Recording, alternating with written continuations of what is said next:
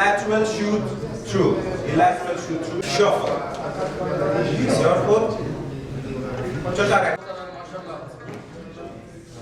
Station number 4. Prop walk. سیار ادیب هستم، بنیانگذار ورزش بیفت بیستران در افغانستان و از ایجاد این کلب ما مدت 1 سال شد. بعد از 1 سال ما خواستیم که به خاطر حمایت از مردم فلسطین یک مسابقه را برگزار کنیم بین کلب ما که مسابقات رشته ما متفاوت است که نمایش اندام نیست، فقط رقابت‌های فیزیکی است که ما از تمام رشته ها تقاضا کردیم که تا در این عرصه بیاین و با ما یکجا شوند و رقابت کنند و هم رقابت باشه و هم سرگرمی و هم یک حمایت از مردم فلسطین. خود هدف ایجاد از برگزاری از این مسابقه همی بوده.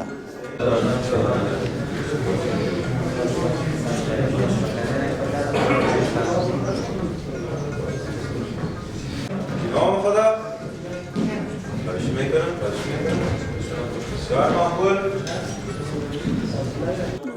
اضافه تر از 50 نفر در این رشته فعلا اشتراک کردن و حرکات های ما 10 حرکت رقابتی است که هر حرکت 2 شخص یک جا انجام می‌دهد. هر کدام بهتر و در وقت کمتر انجام داد حرکات های ما را برنده رقابت میشه.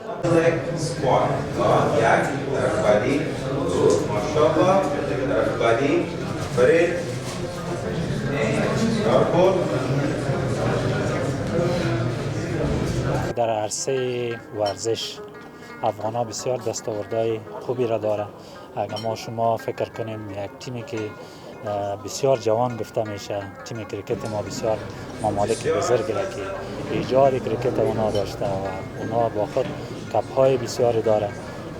ما اونا رو شکست دادیم. انشالله همچون برنامه‌ای که فعلا ما شما مشاهده میکنیم و ما شما اشتراک کننده از او هستیم، انشالله در آینده نزدیک دستاوردهای خوبی خواهد داشت.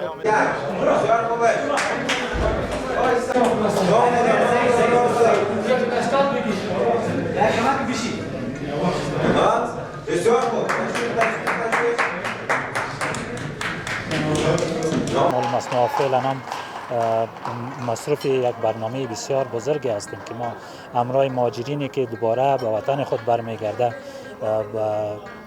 از طرف بنیاد عزیزی با مبلغ 300 میلیون افغانی ما کمک کردیم که فعلا هم مصروف برنامه ریزی از اونها هستیم. قبل از این ما یک برنامه دیگه یا یک چیز دونشن دیگه داشتیم که ما با مردم زلزله زدگی یا مردم های متاثر شده از زلزله در ولسوالی زندجان ولایت هرات با اونا ما مبلغ 200 میلیون افغانی کمک کردیم.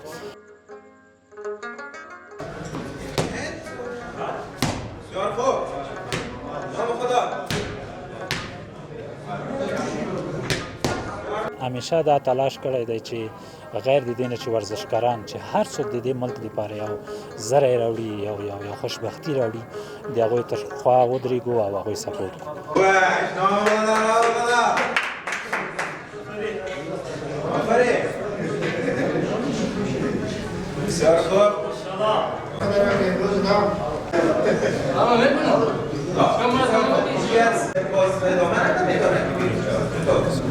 ورزش میکنند، ولی ما باید یک برنامه را ایجاد کنیم که کسایی که ورزش نمیکنند و یا هم علاقه با ورزش ندارند با ایجاد چنین برنامه‌های بتونیم که اموختش جامعه را هم با ورزش کردن دعوت کنیم، با ورزش کردن تشویق کنیم.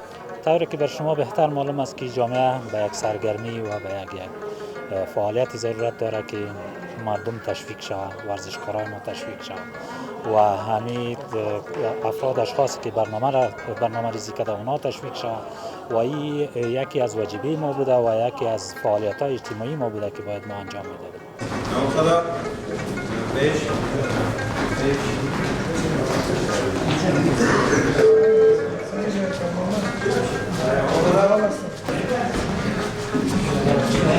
مو خبری کنید.